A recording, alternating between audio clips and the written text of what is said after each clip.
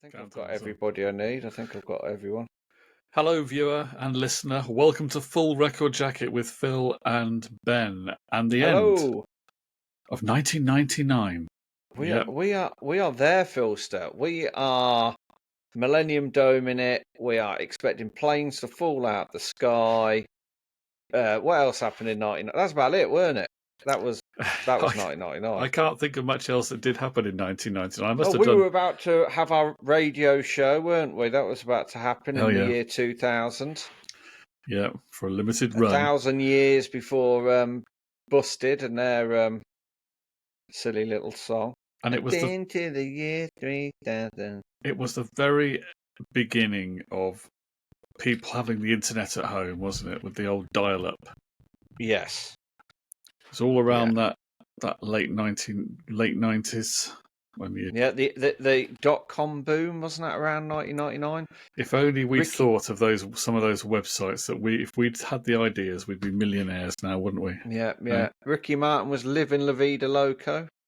Do you know what? I've just looked up and I thought you were wearing a red roll neck. I thought you were coming to do like a Christmas album review or something. No, it's I just thought you my. know, like, what was it like Donovan or Hugh Hefner? It's just my zip up It's a tracksuit sporty type, top, isn't it? sporty type top. Yeah. Yeah. When I first looked at you, I thought you were wearing a red roll neck. I thought you'd, I thought you'd gone all arty on me, Philster. Or I was going to do a Perry Como Christmas. That's what I was thinking of, Perry Como. Or Val Doonican. Memories are made of these. One of those, yeah. But yeah, 1999, I think a pretty barren year for music, I reckon. It's a weird one, isn't it? When you compare it to some of those other years from the 90s, it isn't as good. There are still a lot of records that I guess are good on there, but it doesn't have that feeling of a vintage year, does it? Really, somehow. No, it wasn't as hard. Even though I've got it down to about 4 or 5, it wasn't. There's none of them are really like sort of, probably apart from one. The rest of them are just, or maybe 2. The rest of them are just sort of there or thereabouts, if you know what I mean. There's a lot of albums in this year that I think that they're good if you like the artist, but they're not necessarily so great that you need to go and investigate them if you're not a fan of the artist. Does that make any sense? Yeah, yeah. I'm with you on that one. I get where you're coming from, Perry. Can I call you Perry for the rest of the? Call me every whatever time you I look like. up, have you got a fireplace going behind you? I'm afraid not. Have you got your Christmas tree up? I haven't. No, I'm very much against Christmas trees being up. You look like a man who should have his Christmas tree up. Can I just say, November. It's not. Can I just say, if there is anybody out there, and you know who you are, with your Christmas tree up, all I can say is, it shouldn't be a thing. It's just ridiculous. It is. It shouldn't be a thing. Shouldn't be a thing. I would like to say something else, but I would probably get censored by YouTube. So where are you at then, Phil? So with your 3 albums of 99. I think I've mentioned all. I've got 5 here, and I'm gonna have to obviously pare those down to 3, and it's quite hard. And I think I've mentioned all of these albums already. Yeah. So I'm gonna. Okay. Do you want my 2 honourable mentions? Go on. Not quite making it. Now this guy's already had 2 in my top 3s this decade, but this album, it's not a bad album, but I don't like it as much as the other ones I have mentioned. So I think it's fair that it's not going to be in the top 3. It is Beck and Midnight Vultures. I remember that album. I think I bought that. Big hit on this one, the opening track, Sex Laws, which is very sort of a bit Princey. It's got some kind of, and then on this album there are some falsetto vocals and some funky bits. It does go a little bit Prince influenced. And I was listening to it the other day to see if I could like it more. And I must have been thinking, yeah, it's okay. I could kind of, maybe I could get back into this, but I don't think it's going to make. No, it's not going to make my top 3 of the year. Beck's Midnight Vultures. He's an honourable mention. Now, this other one is from a band that is one of my favourite bands of all time. They are. I love their stuff. I love their lead singer. She's one of the greatest Simply icons. Red. She's one of the greatest icons in the history of pop and rock music. Bananarama. They're a really cool Shakespeare band. Sister. They had an incredible run in the late 70s and early 80s. They came Not back Bewitched. at the end of the 90s with this album. Oh, and it is a good one. It's Blondie. Debbie Harry. It's Blondie with no exit. It's the whole band. I did buy that, and really, I only really got on with the track Maria because I knew it. Yeah, well, there are other fine tracks on this record. It's a typical. It kind of follows on in a way where Auto American left off, in the sense that it's a little bit of everything. There's a bit of jazz, there's a bit of pop, there's a bit of slightly more rock, there's some bizarre stuff on it. It's a fun album. It's a good Blondie album, but maybe I like it because I'm a fan of the band. I'm not sure that it's one that I would say you got to. If you're not really a fan of the band, this will convert you or anything like that. I think it's a solid album if you like the band, but I don't think it's quite up there for a top their best three. Work. Well, yeah, you could say some tracks on there are fine, but there's some stuff on there. If I was putting my playlist of all-time favourite Blondie tracks, some of it might make it, but there you go. It's not making my final three, so I think I've now. So what are the top three? I'm a little bit excited. I've zoomed in on the top three. Do you want my three, or are you going to do any of yours? No. You go your top three. You go your top three, because I'm gonna tell you what my sort of 4 or 5 are. Then I'll work it out from there. Okay, and I'll mention some of my standout tracks. The Blondie album, by the way, some standout tracks on that. You mentioned the hit single Maria. I'd also say the opening track, Screaming Skin, is great fun. Great version of that done at Glastonbury, where Debbie appeared to be a little bit inebriated. Check that out on YouTube. Blondie Screaming Skin live at Glastonbury. I think it was 1999 or 2000. There's a track called Under the Gun, which is their tribute to Jeffrey Lee Pierce from the Gun Club. I always like that track a lot.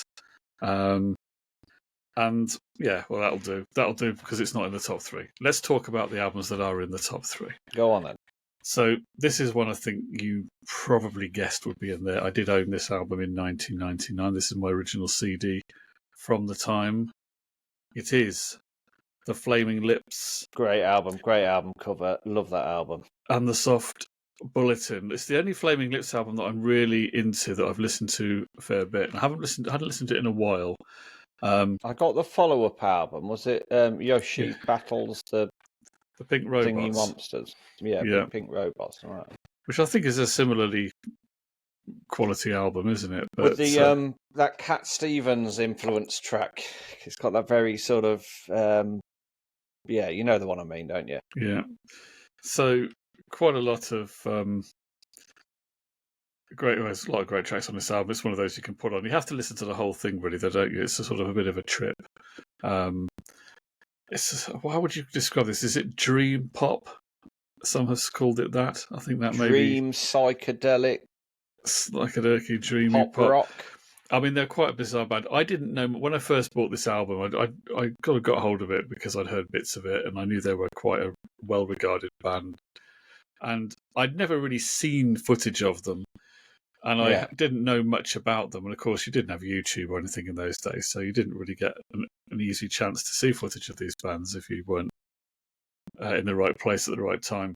And they are quite wacky, aren't they? I mean, they did concerts where people were all dressed up as animals, and then people have been they're nuts. And haven't they done a concert where people are in balls and stuff? It's completely wacky. And Wayne, what's his name? Wayne Coyne, yeah. That's it, yeah. And I must admit, I was listening to this album just as an album by a band that I knew very little about, and didn't really know anything about him either, and got into it that way. The Spark That Bled is on here, Waiting for a Superman, Race for the Prize, A Spoonful Weighs a Ton. Because that's the opening track, isn't it? That's the opening track. Yes, it is. Possibly one of the greatest opening tracks of all time. And one of the most unusual lyrically as well. a song Yeah, about yeah. some scientists that are trying to cure all diseases and stuff. It's a bizarre one, but Yeah. certainly the Flaming Lips definitely had a sort of I'm category of their happy own. that's in. And I'm So, happy you've got it in because I was going to put it in, but I had a feeling that you were. So therefore, I haven't. okay, so number 2 is Ooh. an album as well, which I bought at the time. Well, I should hope it's an album. This is our favourite albums of 1999. So I if you were bought going to throw this. in a single or a chicken or a beaver with one leg, that wouldn't be acceptable, Philster. I can't remember where I was when I A first heard this one-legged album. beaver. I can't, and when I say this, I can't remember what city I was in, but I was in some city Check you out, somewhere, Gloria Hunniford. and I was in a big record shop where do you remember they used to have listening posts? Are they still a thing? When you say big record shop, do you mean it was a big shop or the records are just really big? Like You that? know what I mean. I think it was something like an HMV or something like that. Got a 52-inch record here. But I can't remember where I was. But I Oh. decided to buy it because I didn't own an album by this guy, and I put it on. I knew it had been sort of regarded quite well, and I listened to it and I thought, yeah, I like this. I'm going to buy this.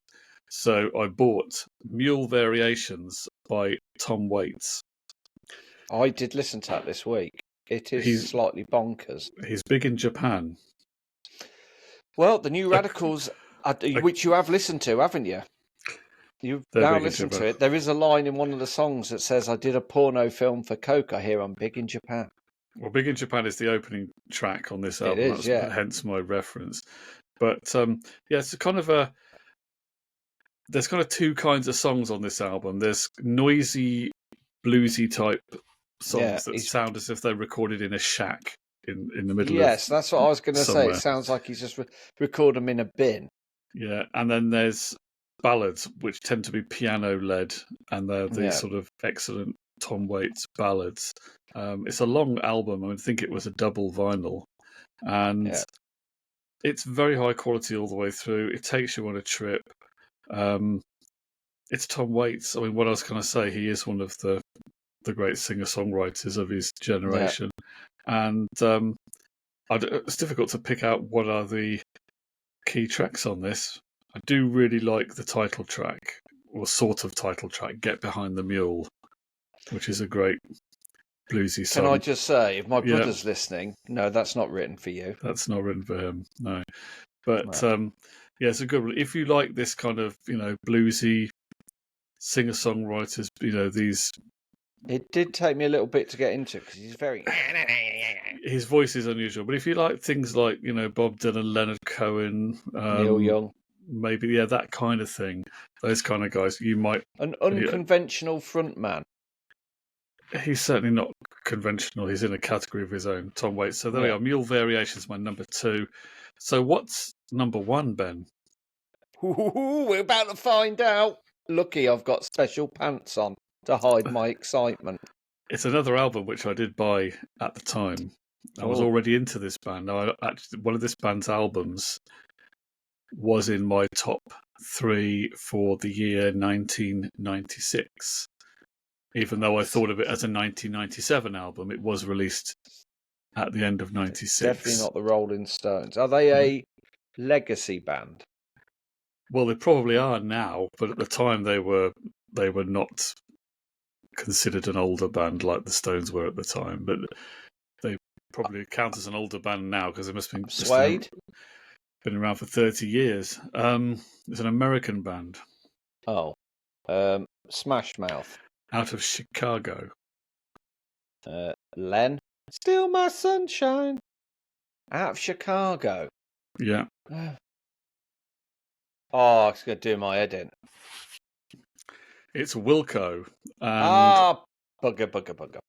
Summer Teeth, which is the follow-up to the double album Being There. Winter Teeth. This is a single album. Well, it's got, I say it's a single album. It's about an hour long, I guess.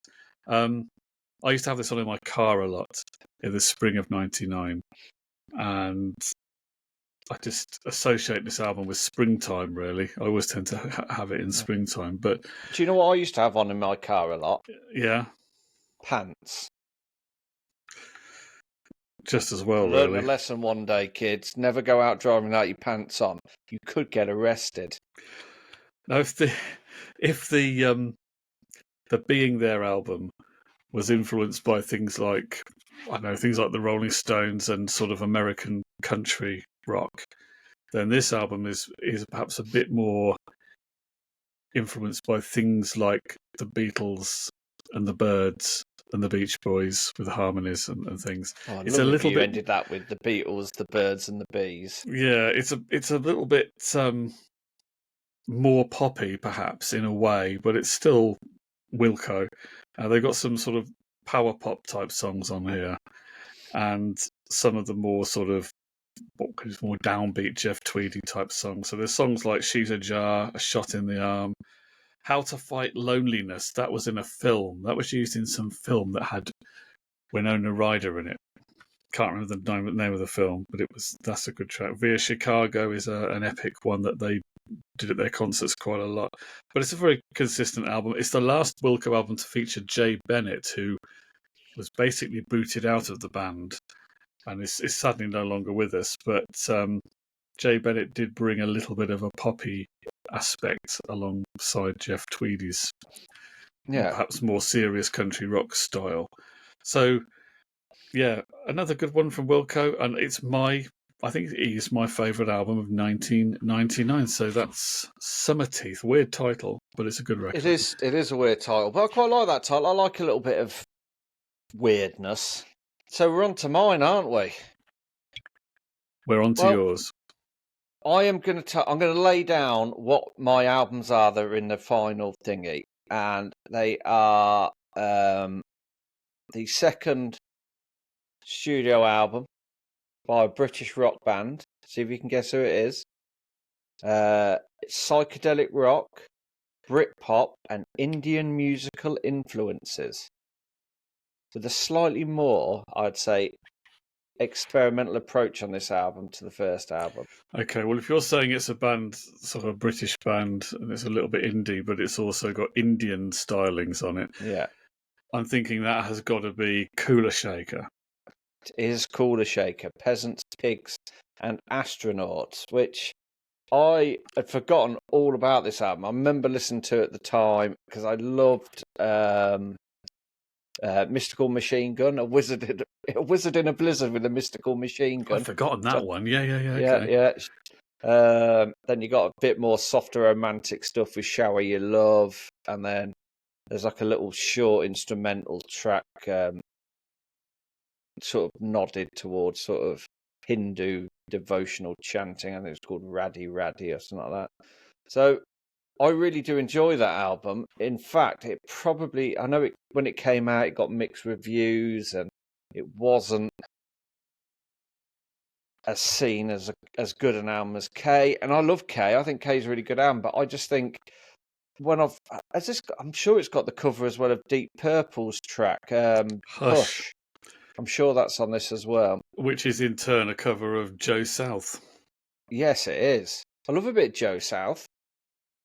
We should discuss Joe South at some point. The games people play. The games people play now. Every day, every night and every day now. Never mean what to say now and never saying what they mean. Oh, yeah. But I really like this album, and I don't think it gets the full attention it deserves. So that is one of mine. In fact, I think I might put it in. But I'm going to lay them out, and then I'm going to tell you which they are. Next up is the fourth album by another British band, a funk acid jazz band, released in 1999. Okay. It's a nice blend of acid jazz, funk, and disco.